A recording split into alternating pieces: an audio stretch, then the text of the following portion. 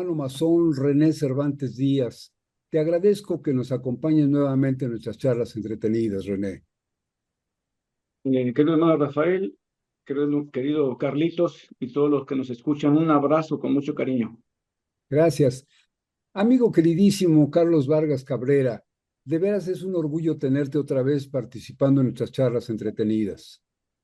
Muchas gracias, Rafa, muy amable por sus palabras. Igual, René, mucho gusto en volvernos a encontrar en este programa, en este tan interesante programa que eh, Pues, promete pues, mucho. pues mira, lo interesante es el tema y la presencia de ustedes que son muy expertos en todo esto que vamos a platicar.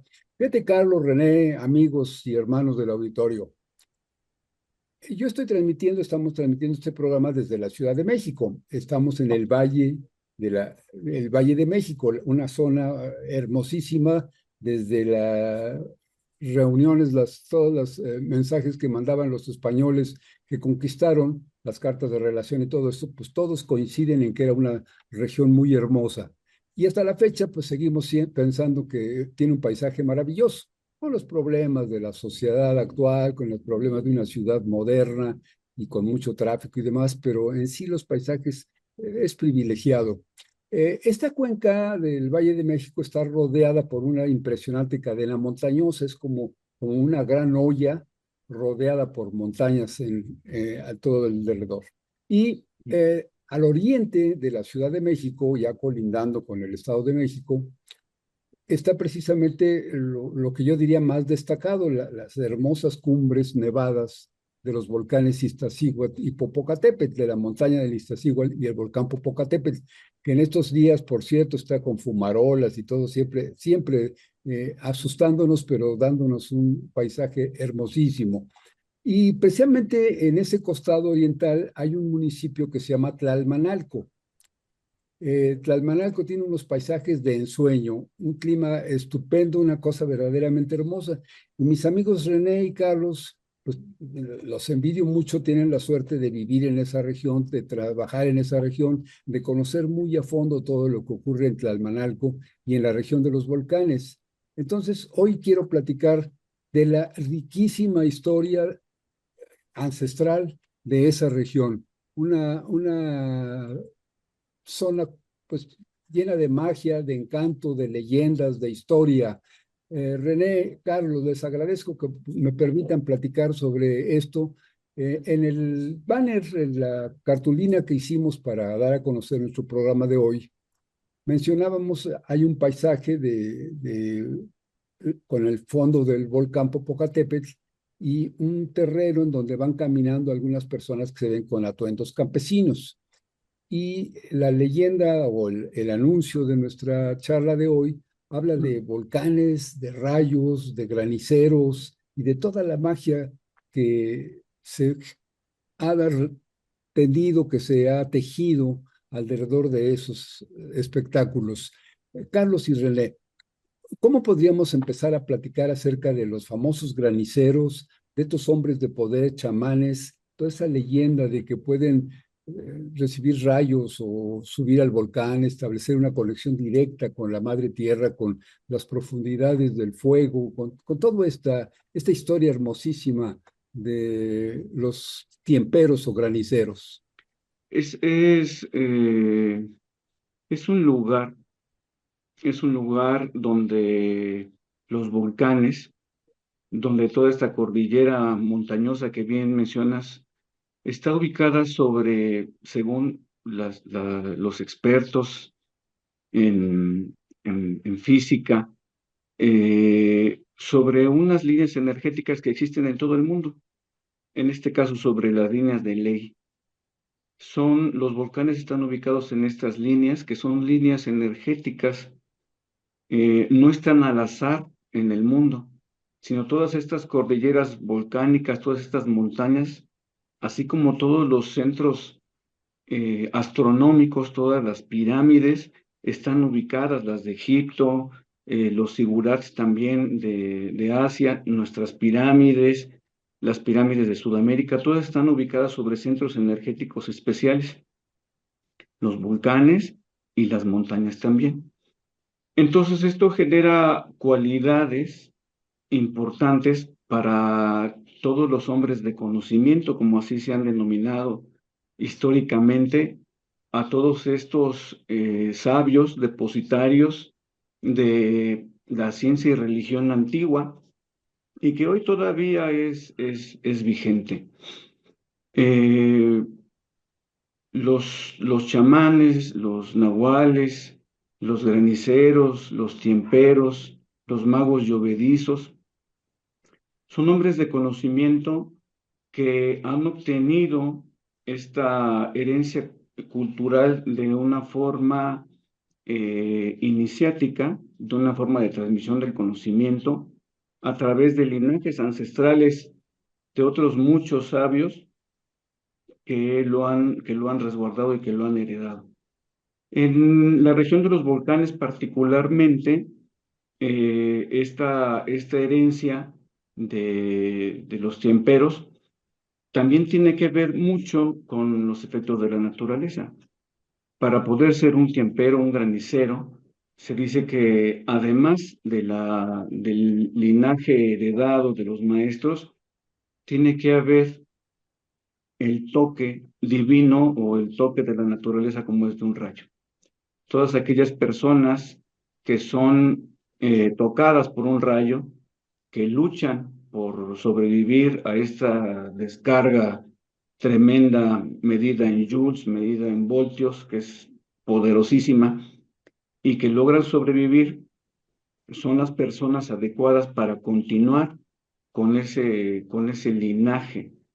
Los tiemperos, los graniceros, aguizotes o magos llovedizos son personas que suben a las montañas durante las tormentas, que suben a las montañas durante los solsticios, que suben a las montañas durante los equinoccios, que dialogan con todas las entidades del aire, de la lluvia, de la tierra, con el mismo volcán, porque para los mexicanos antiguos y los hombres de conocimiento, los volcanes, el aire, la tierra y el agua son entidades vivas, es un tejido vivo, no son estructuras que no tienen conciencia. Todo en el México prehispánico y todo en las escuelas iniciáticas de la antigüedad tiene vida.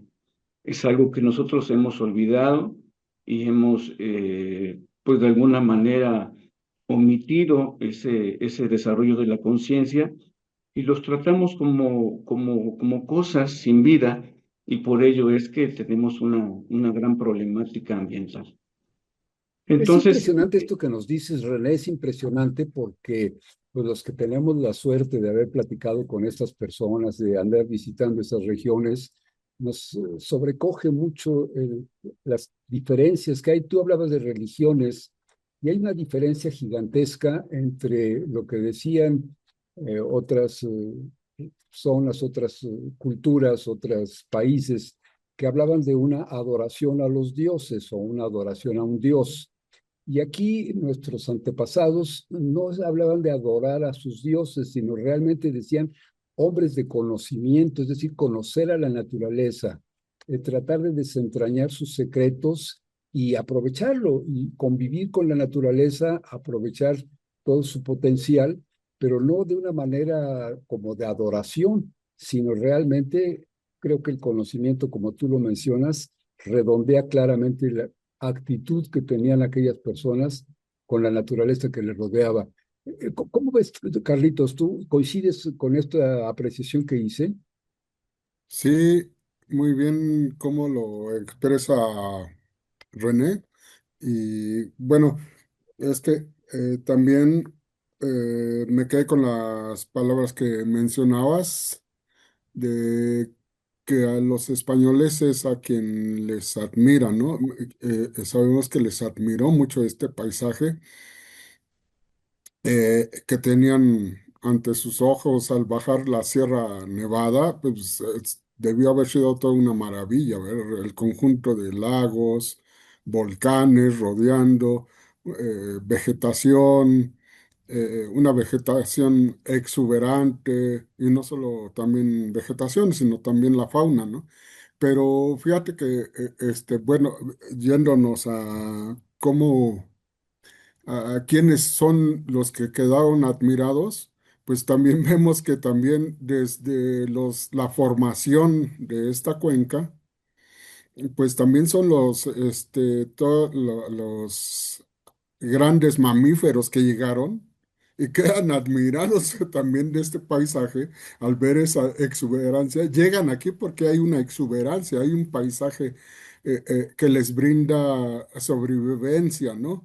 Es el agua, alimento, el clima, y eso los admira. Y luego llegan los primeros pobladores que vienen nómadas, sabemos que eran nómadas, y llegan y se establecen alrededor de los 30.000 antes de Cristo. Y una vez que se establecen, les admira, viven, porque tienen toda esta exuberancia, estos al alcance de alimentos, que incluso se acaban a los grandes mamíferos, aquí los exterminan, pero les queda diseñar la alimentación que fabriquen ellos, es decir, la agricultura. Eh, y el sitio, la cuenca, les brinda esas características, pero también les brinda muchos fenómenos que los amenazan, ¿no? Como son los volcanes, las inclemencias climáticas que de repente se desatan, entonces comienzan sí, a ver cómo pueden controlar a estos fenómenos que amenaza su integridad y que amenaza también los beneficios que han obtenido de esta cuenca. Entonces comienzan a querer emparentar, ¿no? Con querer controlar a estos fenómenos a través de sus divinidades. Entonces, y así es como tenemos divinidades tan antiguas como el Tlaloc, ¿no? El Tlaloc es una divinidad que lo tenían, no sé, se le ha encontrado que hasta varios años antes de Cristo ya se le veneraba a Tlaloc, que es un dios ancestral, lo mismo que Tezcatlipoca, ¿no? Los hacedores del fuego. Entonces, Pero Tlaloc, como mencionan ustedes, Tlaloc tiene mucho que ver con el agua y la lluvia. así Se dice es. que usaba unos anteojeras, pero más bien es como unas serpientes alrededor de sus ojos, ¿no? Sí, sí, así es. Hay objetos distintivos, ¿no? Por eso se le identifica, pues aquí está este Tlaloc, está el color negro, el color de Tezcatlipoca, ¿no? El color de la destrucción, del fuego, aquello que los amenazaba, los volcanes. Es decir, veneraban tanto a lo que les iba a traer beneficio como también trataban de controlar, ¿no? A los que los amenazaban, Claro. el volcanismo. Eh, Pero además, como decía René, hombres de conocimiento, no se les considera como sacerdotes en conexión con una divinidad de una manera pasiva, de suplicarle al Dios para que les dé, sino que conocer realmente cómo se hacía. Y bueno, aquí creo que es una diferencia muy notable entre lo que yo podría llamar magia y lo que se puede llamar religión. La religión, pues, es esperar de la divinidad que nos ayude, que nos quite lo malo y nos traiga lo bueno. Pero la magia no, la magia como que requiere la fuerza, la voluntad, el conocimiento del ser humano, de ah, tratar de, como decías, Carlitos, de controlar los fenómenos naturales, aprender las técnicas, la ciencia, y pues desarrollar un potencial. Creo que eso es muy, muy interesante. Y ahorita, no sé, René, Carlos, ustedes como ven, amigos internautas, eh, imagínense ustedes las grandes llanuras del norte de nuestro continente, digamos, pasando la sierra del norte de la Ciudad de México, la sierra donde está la Villa de Guadalupe, toda esa región, ujú, pasándola comienzan llanos, y prácticamente se hace hasta en los Estados Unidos. Entonces, una región así de llanuras. Pero ya aquí entrando a los valles formados por la Sierra Madre Oriental y la Sierra Madre Occidental, hay una especie como de una gran olla, decía yo, que no se puede ver caminando. Ahora, bueno, con los automóviles, los aviones, ha cambiado mucho nuestra percepción, pero imagínense caminarlo en aquella época, decías Carlos, 30,000 años antes de la era actual. Entonces, caminar y de pronto asomarte de alguna manera desde las montañas y ver un hermoso valle lleno de agua, seguramente con plantas, un cielo que hasta la fecha es un cielo hermoso, las nubes, la diafanidad del cielo, a pesar de los humos y de eso, sigue siendo un cielo hermoso. Entonces, esto debe haber sobrecogido a aquellas personas y esto debe haber desarrollado una sensación de convivencia, de aceptación, de función o de fundación de un entorno de vivir, ¿no? Yo creo que esta sería la Sí, base. Y allá en Tlalmanalco la zona, porque además insisto mucho en el gusto que ustedes han desarrollado por vivir en esa región de Tlalmanalco. Un paisaje preciosísimo a unos 20 minutos, media hora de la Ciudad de México, del centro de la Ciudad de México. Bueno, con el tráfico ahorita no tanto como media hora, pero digamos en condiciones adecuadas, está muy cerquita de la Ciudad de México y estamos hablando ahí de cascadas, de ríos, de bosque y el fondo de los paisajes. Todo eso debe, pues, como que nos predispone a tener una conexión directa con la naturaleza, ¿no? sí, sí, claro que sí. Eh, hay un adagio de hombres de conocimiento que dice, Dios geometriza, ¿verdad? Quiere decir que las leyes de la naturaleza, obviamente también son leyes conscientes, y cuando resguardamos todos estos aspectos de la naturaleza, cuando cuidamos los bosques, cuando cuidamos los ríos, cuando cuidamos las montañas, estamos ayudando a desarrollar todo este cuerpo que en México prehispánico se llamaba el Altépetl, que es la zona donde se distribuye la vida, el agua, la felicidad y el progreso. Es decir, que cuando estamos en conexión y en respeto, coadyuvando con la naturaleza, no hay enfermedad. Muchos sabios de la antigüedad, por ejemplo, Confucio, Lao Tse, Nezahualcóyotl, siempre explicaron que la mayor problemática de la humanidad era justamente destruir la naturaleza. Nezahualcóyotl, que significa coyote ayunador, no coyote hambriento, Nezahualcóyotl ayunaba hasta 40 días y 40 noches dentro de los temazcales y después se hacía regañar por el consejo de ancianos. Nezahualcóyotl se disfrazaba de mendigo y caminaba entre los bosques, caminaba entre los mercados para enterarse cuál era la situación real del sistema ecológico, del sistema de los tianguis, para poder él, en su momento, poder corregir, ¿no? Todos estos aspectos que estuvieran siendo nocivos. Le preguntaba a los leñadores cuánto estabas tomando, pues, de los aspectos de la montaña, y sobre esa forma él se informaba personalmente para tener el resguardo de esa información y poder mantener siempre el equilibrio ecológico. No, Hace un no se momento encerraba en su palacio. no. Los grandes hombres de la humanidad, otro ejemplo, está Buda. Buda, que fue un gran Buda, significa mente liberada. La madre de Buda se llamaba Maya, curiosamente, que no es tan curioso, sino es un linaje ininterrumpido de iniciados.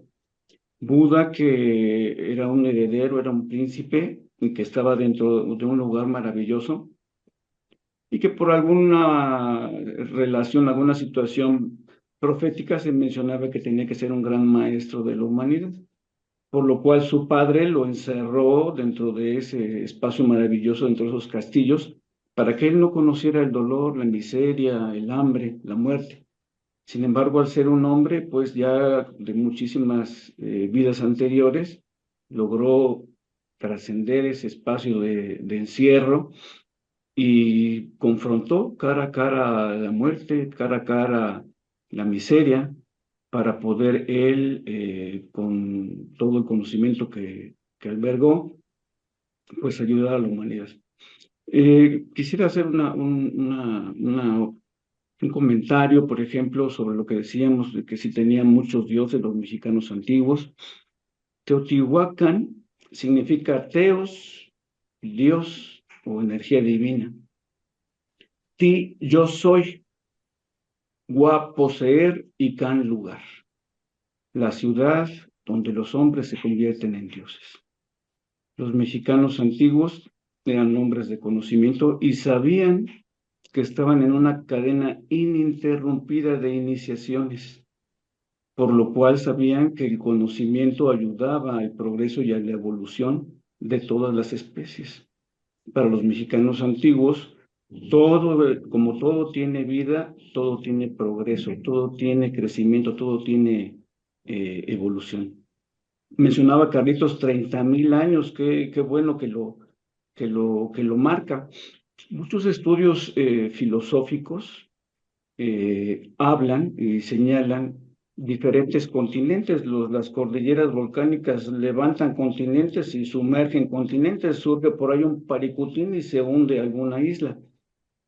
Muchas de las referencias históricas, filosóficas, documentadas a través de las tablillas de barro, a través de la herencia de los tibetanos, a través de muchos hallazgos arqueológicos, hablan de un continente inicial donde se inició la investidura iniciática, que es el continente de Mu, o Lemuria, o Murano, en el Océano Pacífico.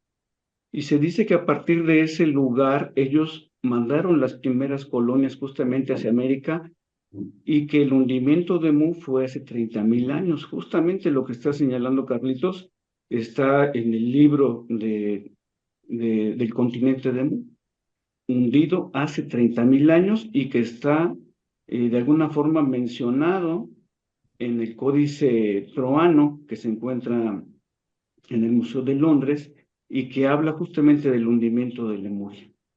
Entonces, Maravilloso, René, porque además ya no hablemos de teorías, de leyendas, sino la última ciencia nos habla de la Pangea, cuando los continentes estaban unidos. Se habla en muchas culturas antiguas, en muchas tradiciones de la famosa Atlántida, y ahorita tú acabas de decir Lemuria. Entonces, aunque sean de diferentes fuentes, Carlos, René, amigos, aunque vengan de diferentes fuentes con diferentes nombres, pero todos hablan de un cataclismo, de una zona conocida, de un origen de nuestros continentes, y todos coinciden de alguna manera, aunque su origen de la leyenda o de la historia tenga muchas diferencias en tiempo y en lugar, pero coinciden en eso. Carlitos y René, les quiero pedir el favor, me dejan saludar a nuestros amigos que están por internet, porque ya Claro, adelante. que están en Facebook desde hace rato. Mira, Jair Jiménez, excelente noche a todos, triple abrazo fraternal. Jair, también para ti un abrazo con mucho cariño. Georgina Cabrera, Gina hermosa, dice saludos fraternales, amigos y queridos hermanos, hermoso tema de hoy. Déjame ver porque nos dice algo más. Excelente fin de semana. Sí, muchas gracias. Pues sí, es un temazo, Gina, y tú que sabes tanto también de la cultura prehispánica y eso, yo creo que nos puedes ayudar mucho con tus comentarios. Armando Rosete, buenas noches para todos. Armando, te mandamos un saludo con mucho cariño. Daisy, no, déjame ver. Dalis Vázquez, saludos desde Chiapas. Dalila querida, desde Chiapas supimos que tuvieron ustedes hoy un temblor de tierra por allá. Parece ser que fue algo importante. Ojalá que todo esté bien. Nos estás hablando, quiere decir que tú y tu familia están en buenas condiciones. Les mandamos un saludo con mucho afecto. Elí Hernández, excelente tema. Saludos fraternos. La logia simbólica Emiliano Zapata, Salazar 1. Pues saludos a todos los hermanos de esta necesaria logia. Acacia Wick, gracias por estas grandes luces, hermanos René, y a todos excelente información, un conocimiento ancestral muy bueno. Romar nuestra conexión con la Madre Tierra, claro, Sí, por supuesto, la conexión es lo que comentábamos, ahorita vamos a ir platicando de eso. Eli Hernández, saludos desde Jaltenco, Alberto Cervantes, desde Jaltenco, pues muchas gracias. Fíjate que estos amigos nos están dando esos comentarios y nos decían de la relación entre nosotros, el ser humano, y la conexión con la madre tierra, con la naturaleza, con todos los fenómenos naturales. De eso estábamos hablando, los interrumpí.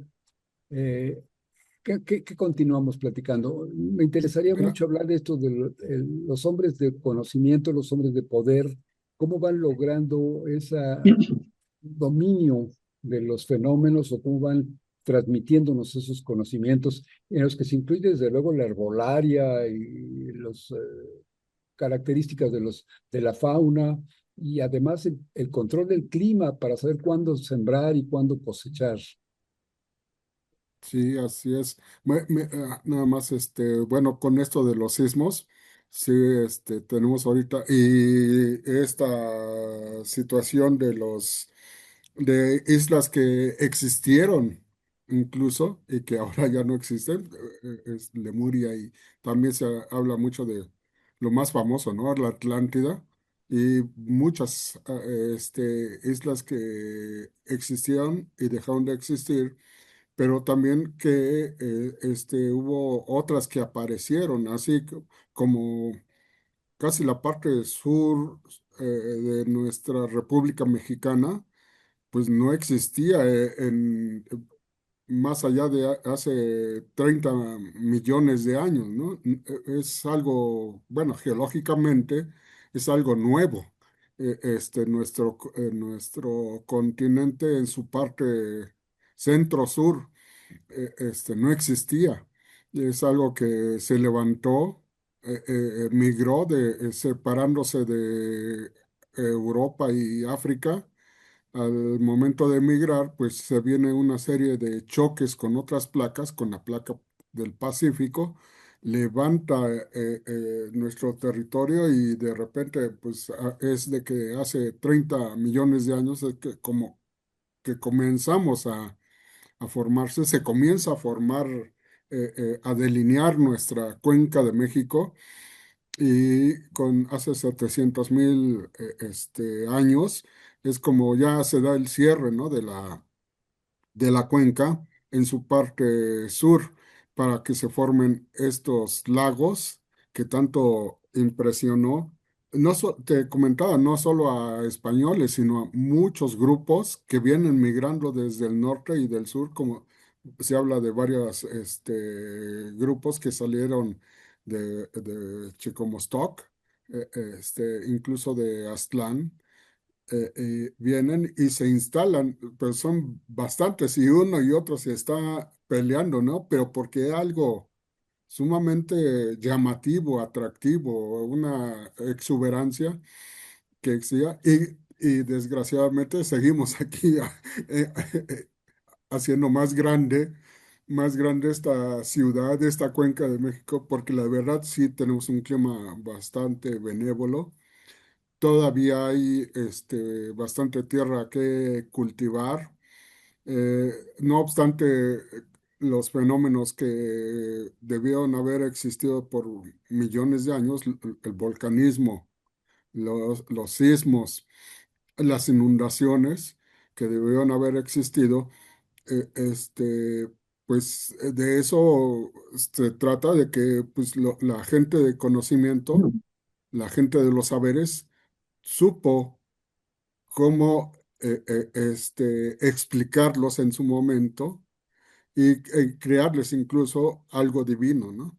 Y para eso hubo esas especialidades, ¿no? Los tiemperos, graniceros, los sacerdotes de Tezcatlipoca, de Quetzalcóatl, el Tezcatlipoca blanco. Entonces, sí, sí, hubo cómo explicarnos desde tiempos ancestrales esos fenómenos, darles incluso algunas soluciones ya más prácticas, ¿no? Como lo señala René, el sabio Nezahualcóyotl, ¿no? me cayó la divinidad, ahorita y se debe de hacer esto, cuidar la naturaleza, controlar las aguas. Fue un visionario Nezahualcóyotl en ese aspecto de ambientalismo, ingenio hidráulico, hidrólogo, además poeta, ¿no? Es, sí, y como él hubo varios, ¿no? Agüizo también hizo bastante obra hidráulica. Pero fíjate, si no, fíjense ustedes, amigos internautas y René y Carlos, ¿cómo nos vamos a entender claramente a lo que se refieren cuando dicen controlar el agua, si lo que realmente hacían era ingeniería hidráulica maravillosa? Perduran todavía algunas obras, se encuentra, por ejemplo, el hecho de hacer una ciudad sobre pilotes, las famosas chinampas, pues fue dominar el agua, es conocer realmente de qué se trata, pues llamémosle los dioses del agua, ¿no? Y tener una relación con esa parte de la naturaleza y sacarle provecho. Entonces, por ejemplo, la medicina, Carlos, René, amigos, durante muchos años como que se habló de que la herbolaria era chafa, que eran leyendas, era de personas incultas, lo bueno es lo que se compra en la farmacia, pero ha pasado el tiempo, nos hemos dado cuenta que efectivamente el origen de la medicina pues es la herbolaria y que hasta la fecha hay personas que tienen un gran conocimiento de las propiedades de las plantas. Entonces ya no se habla de la ignorancia de los herbolarios, sino al contrario, de la gran sabiduría de sus hombres.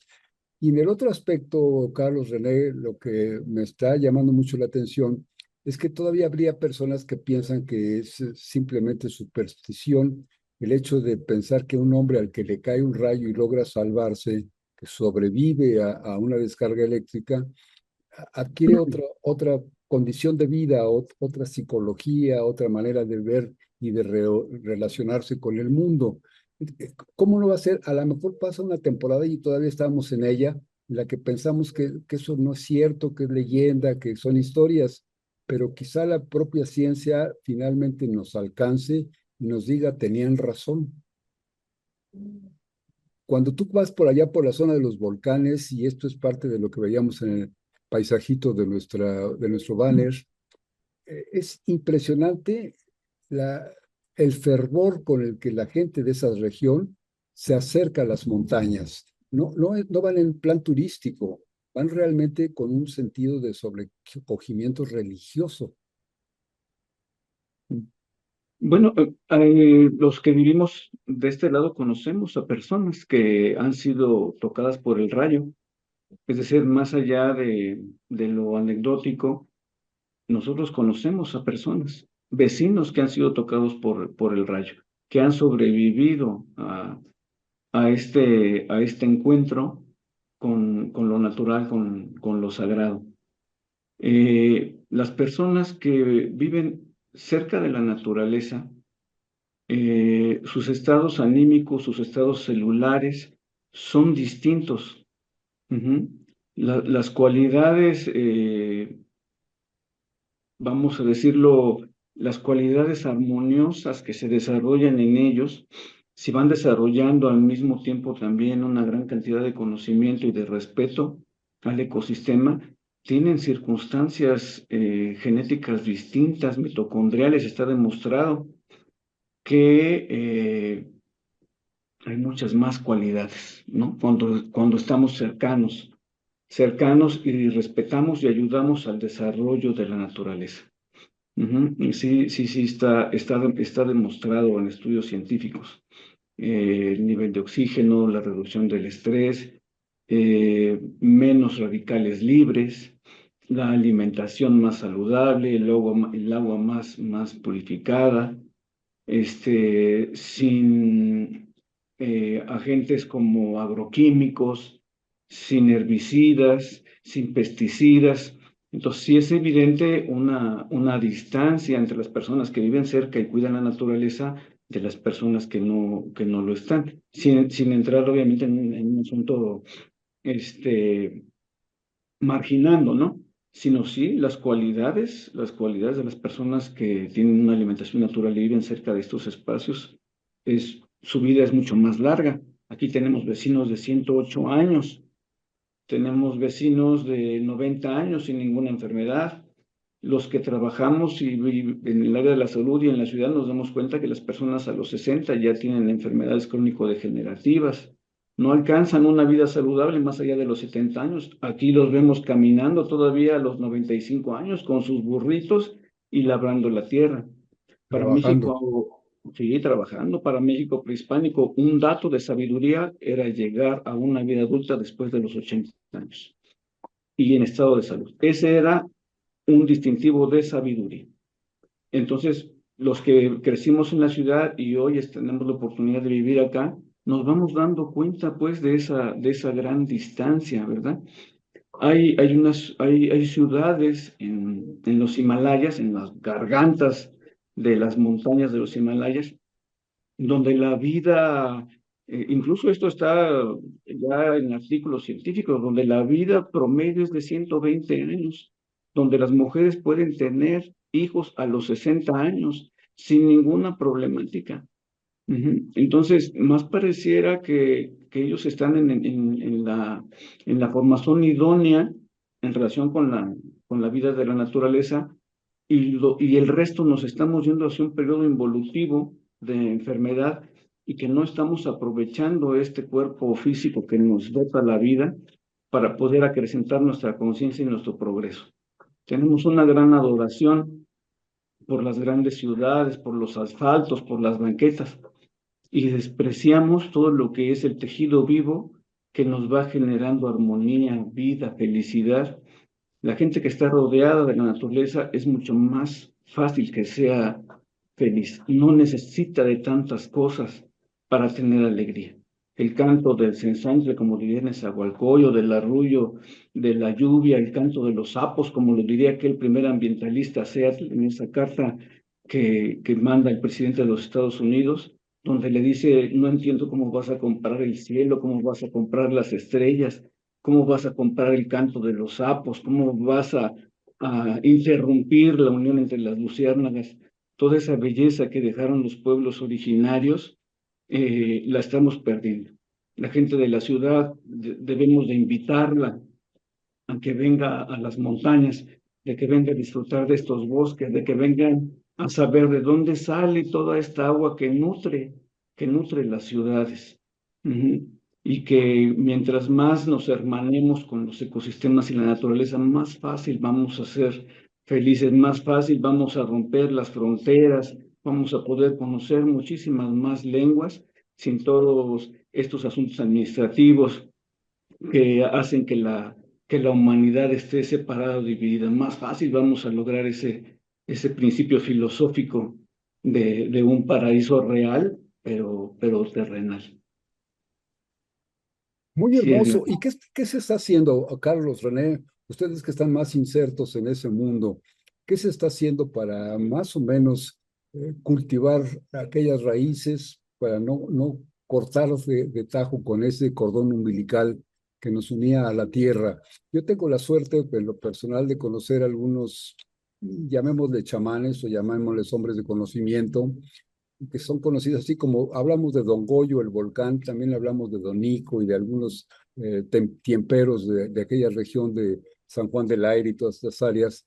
Y he convivido con alguna persona que sobrevivió a una descarga, no una descarga directa de un rayo, pero ha estado metida en asuntos de descargas eléctricas.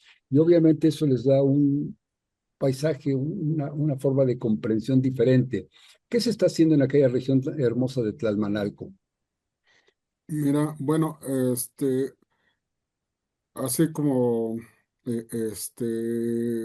se habla de los temperos graniceros y todo, yo creo que de su forma de ver, conceptualizar a los fenómenos, conceptualizar la vida, es algo que merece mucho respeto. Todos merecemos respeto de nuestra forma de pensar, pero también respeto mucho a cómo ven esa conexión hombre-naturaleza y fenómenos naturales, ¿no? De todas estas gentes.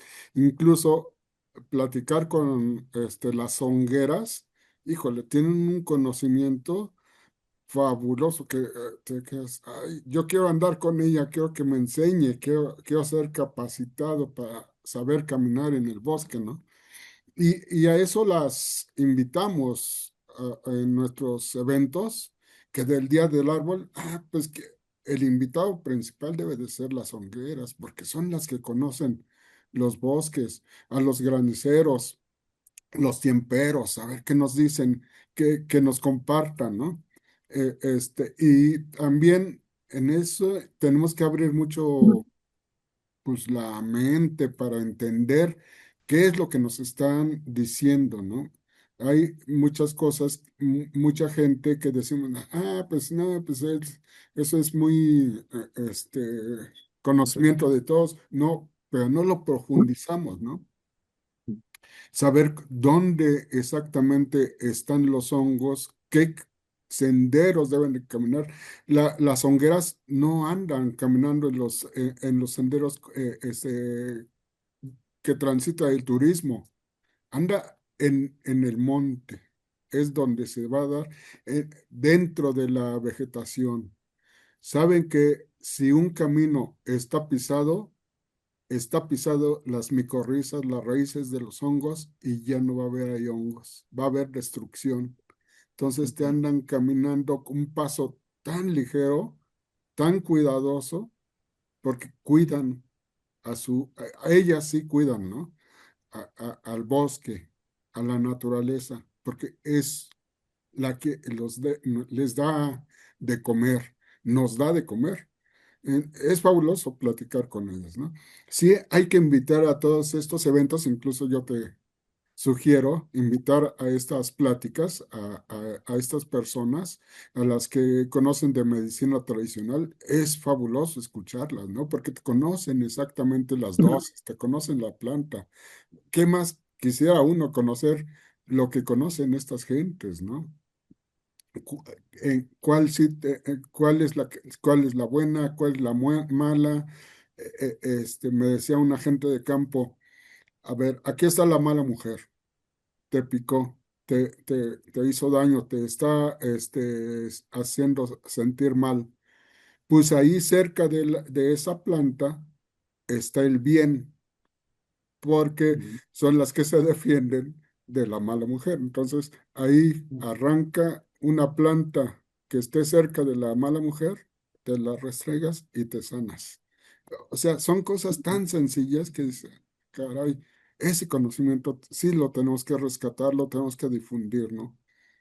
Eh, eh, este, Es que eso que describen ahorita ustedes es maravilloso, el poder convivir con el bosque, convivir con la montaña, convivir con los ríos, vivir con los fenómenos de naturaleza, los rayos, la lluvia, el granizo, pero sin ofenderlos, Carlos y René, vivir con ellos, aprovecharlos, ser uno solo con ellos, hacer una unión espiritual con esos seres de la naturaleza, es algo maravilloso. Y cuando platicas con estos chamanes, con estos hombres de conocimiento, con las parteras naturales, por ejemplo, las mujeres que traen al mundo a los niños, es sobrecogedor entender la sabiduría acumulada por siglos y transmitida solamente de boca a oído. Es maravilloso, Carlos y René. Sí, sí, claro que sí, qué bonito lo que menciona Carlos, de las mujeres de conocimiento, que a un paso sereno van tomando de la naturaleza los hongos comestibles. La red de los micelios, la red de los hongos que se da por todas las raíces de los árboles, emiten muchísimas reacciones electroquímicas que benefician y cuidan a los bosques. Se ha comparado esta red de los hongos con la red sináptica del cerebro humano y son muy similares estos puentes de comunicación entre los hongos y los árboles y las neuronas con sus sinapsis. Estos hombres de conocimiento, estas mujeres de conocimiento, toman también algunos hongos que son denominados como plantas de poder. Aquí en Tlalmanalco se encontró justamente una figura, la figura de Xochipilli, que muchos años decoró el billete de A100. En la parte posterior está la figura está en el Museo Nacional de Antropología e Historia, esta figura de Xochipilli, y que tiene labrado en su cuerpo muchísimas plantas, Oleoluqui, Siniquichi, Tionanaca, Floripondio. Inclusive hay una planta que la botánica actual no conoce, no la logra descifrar, la distinguen como que se haya extinguido o es una planta oculta que solamente la conocen pues los hombres de conocimiento de la montaña. Ujú. Todas estas plantas de poder generan una comunicación del ser humano con la naturaleza y los ecosistemas. ¿Por qué razón? Porque estas plantas de poder tienen una sustancia que se llama dimetiltriptina. ¿Mm? Y la dimetiltriptina es una sustancia que produce nuestra glándula pineal. Esa glándula que los hombres de conocimiento buscan acrecentar como el tercer ojo, lo tienen las plantas de poder. Por eso es que los mexicanos antiguos las cultivaban y las comían en los rituales. Fray Bernardino de Sahagún, ese fraile franciscano que dice, en el final de mis días, mis manos están rígidas por la edad, ya no puedo escribir. La humanidad ignorará siempre la gran cultura intelectual y espiritual que estos hombres habían alcanzado. So pena de muerte para los hombres que no estuvieran debidamente iniciados el tomar una planta de poder. Las plantas de poder únicamente son y eran de uso exclusivo para los iniciados. Las cualidades al comer una planta de poder son maravillosas. Uh-huh. Era un ejercicio destacado durante la iniciación de los chamanes, de los nahuales de la región. Además de hacerlos nadar en ríos congelados, en pasar verdaderas vigilias nocturnas, dibujando las estrellas como en la laguna de Nahualá, aquí en Tlalmanalco. Esa laguna preciosa que es un refractario del cosmos, donde los antiguos hacían las anotaciones para ver el movimiento de las estrellas. Ellos hicieron de toda su filosofía y su cultura la observación de la naturaleza, porque en sus textos sagrados, en el Amoshli, en el libro sagrado, que todavía tuvo en sus manos Lorenzo Boturini, que después fue despojado de ese libro sagrado, dice, en lo que todavía hay en la tradición, los hombres de las estrellas descendieron del planeta Venus y de ahí dispensaron la primera iniciación hacia el continente de Mu, y de Mu se dispersó hacia América, y de América salieron 4 grandes emigraciones para civilizar Europa, Egipto, el Tíbet, el Golfo Pérsico. Toda la cadena iniciática que conocemos es ininterrumpida. Buda, Cristo, Mazda, Quetzalcóatl, todos estos avatares tienen una cadena iniciática ininterrumpida, no están aislados. Es la misma ciencia y religión maya, atlante, lemur, por supuesto. Entonces, todos estos hombres resguardan todavía ese saber. Adelante, perdón. Qué hermoso lo comentas, René, y qué esperanzador que haya grupos, entiendo que también dentro de la institución masónica tú diriges logias o manejas algún interés en este tipo de temas. Entonces creo que es importantísimo que se mantenga una conexión y que se trate de dilucidar parte de lo que se ha perdido con el transcurso de la historia. Nos decías, Carlos, fue como un resumen rapidísimo, 30 millones de años para que se pudiera formar las grandes cadenas montañosas y surgiera este continente. Dentro de esos 30 millones, más o menos en medio millón, es decir, 400,000 años, medio millón de años, se forma la cuenca del Valle de México. De ahí, pues, 30,000 años ya es un pedacito de ese tiempo que se asientan los primeros seres humanos. Y estamos hablando de que llegan los europeos a admirarse hace 500. estamos hablando así como que una cadena tremenda de errores, de pérdidas que hemos tenido en nuestras culturas. Yo creo que es lo que ustedes están haciendo, me parece importantísimo, rescatar un poco de esa historia, rescatar un poco de esa cultura y tratar de actualizarla. Yo creo que a nosotros, los que estamos inmersos en la cultura actual, en la sociedad actual, las barrabasadas de la televisión y todo esto, Ah, yo creo que nos sí. haría mucho bien despojarnos un poquito de esa cáscara y regresar a nuestros orígenes, tener por lo menos contacto con esas personas, no verlas en el otro sentido, que son unos indios incultos, ignorantes, sino al contrario, entender que son poseedores de una gran sabiduría y que nos hace falta mucho aprender de ellos. Nos está diciendo Dalis Vázquez que afortunadamente no tuvo ningún problema allá en Chiapas con el temblor, sí lo sintió fuerte, pero afortunadamente está bien. Carlos, René, así como haciendo una síntesis, hablamos de los hombres de conocimiento, estos que afortunadamente todavía los podemos encontrar allá por la tierra de ustedes, por Tlalmanalco, por esa región donde ustedes maravillosamente conviven con la naturaleza, las cascadas de los diamantes, los riachuelos, hablabas de los senderos por el bosque con los hongos, raíces, plantas.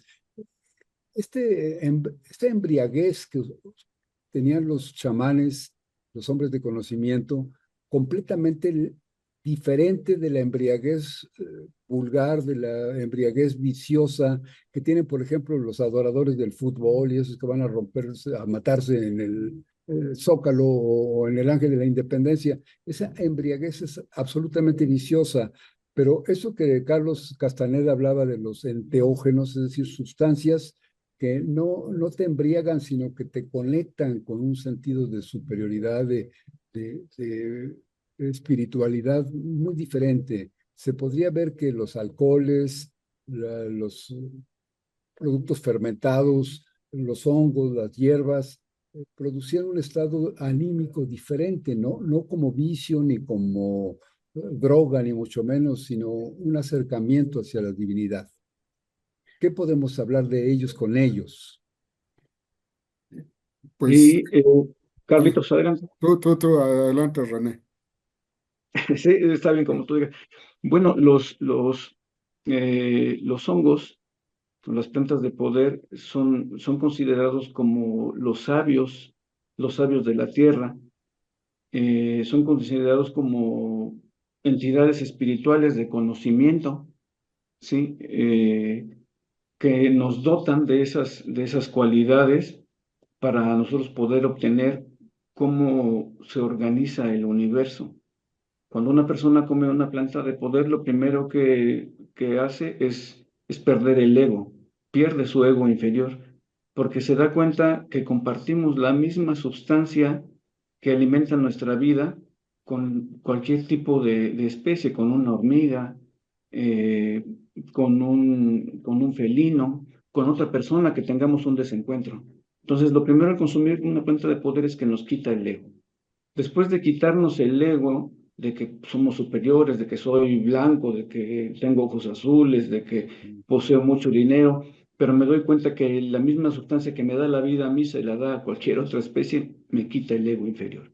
La segunda condición que genera la planta de poder o el hongo es darnos la libertad, porque al quitarnos esta investidura pesada, material, ególatra de este poder falso que tenemos en la tierra, que solamente es verdadero cuando lo usamos para que las demás personas crezcan con nosotros y todas las demás especies crezcan con nosotros, nos quita el ego y después nos da la libertad.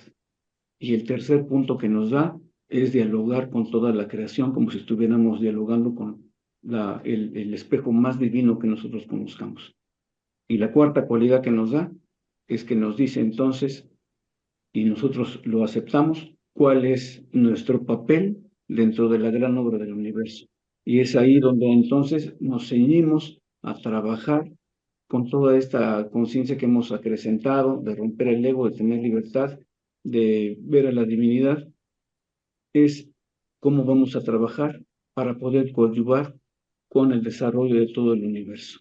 Entonces es maravilloso Las plantas de poder no se consumen de manera rutinaria, se consumen solamente en un ritual determinado y bajo un ejercicio estricto de ascetismo.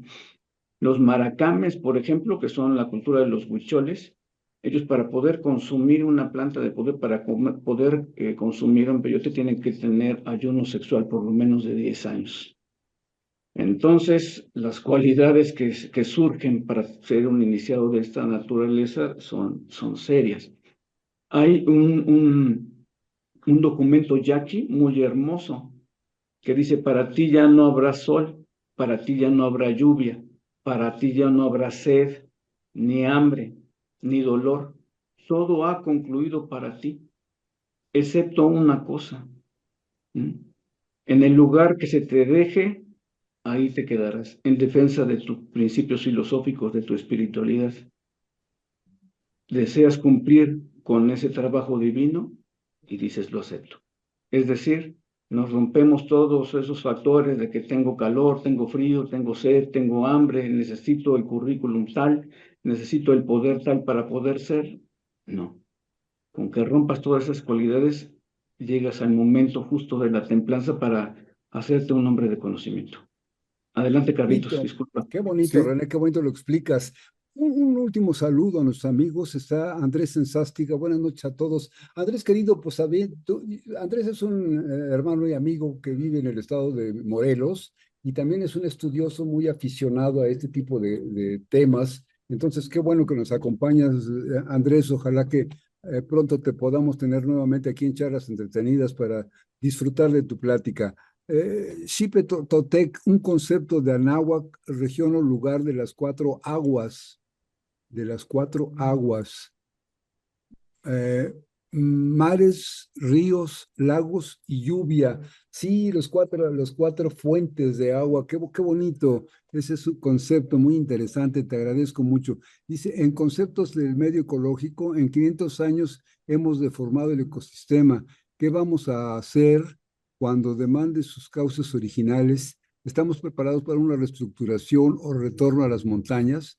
¿Tenemos la capacidad de continuar con los linajes ancestrales?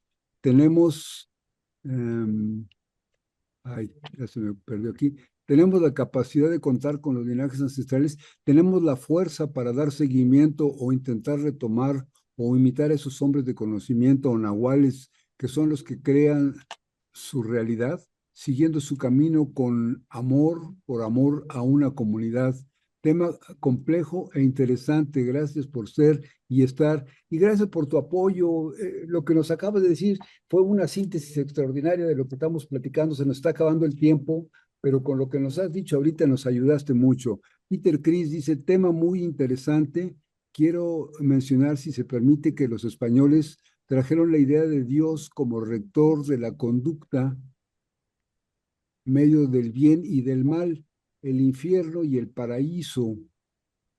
El infierno y el paraíso, déjame ver. Pero para nosotros, para nuestros antepasados, las deidades eran en realidad representaciones de la naturaleza y del ser humano.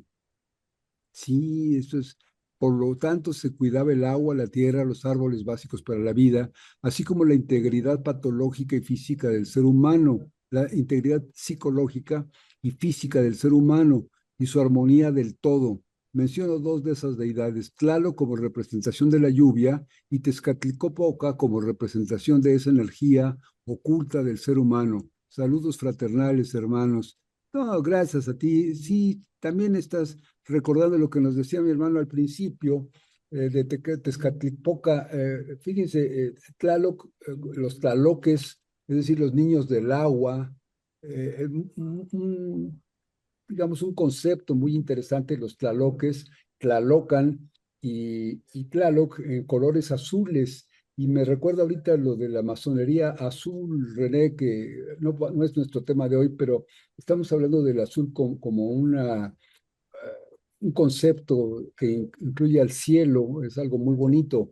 Y Tezcatlipoca en negro nos decían, con otro concepto, pero tampoco era el miedo a los muertos o el miedo a la muerte, sino como lo acaba de decir René, Ya no te vas a preocupar por nada cuando tengas todo resuelto. Qué bonito. Carlos René, ¿cómo rematamos nuestra charla de hoy? Porque se me está acabando el tiempo. Pues mira, yo nada más mencionar que en esto exactamente hace 500 años encuentran estos españoles como otros grupos, como he mencionado, todo este paraíso, una ciudad dentro de un lago, conviviendo con el agua, con la tierra, con la vida, con los fenómenos naturales y en menos de 200 años nos enseñaron a destruir esto que venían cuidando todos nuestros antepasados prehispánicos, ¿no?